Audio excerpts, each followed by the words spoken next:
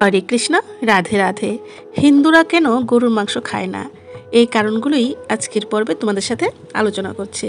প্রথমত হচ্ছে, গরু হিন্দুদের কাছে গোমাতা, মায়ের মতো পবিত্র। দ্বিতীয়ত, গরুর দুধ দেয়, যা ধর্মীয় আচারে লাগে। তৃতীয়ত, হিন্দু ধর্ম অহিংসা মানা হয়, তাই গরু হত্যা পাপ। চতুর্থত, শিবের বাহন নন্দী, তাই ধর্মীয়ভাবে সম্মানিত গরু। পঞ্চমত, গরুর মূত্র ও গোবর দিয়ে বিভিন্ন পূজার কার্য করা হয়।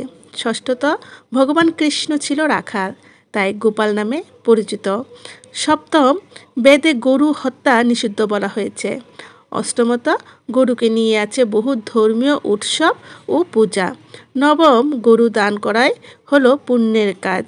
দশম, গরু হিন্দু সমাজে ধর্মীয়, কৃষি ও সমৃদ্ধির প্রতীক।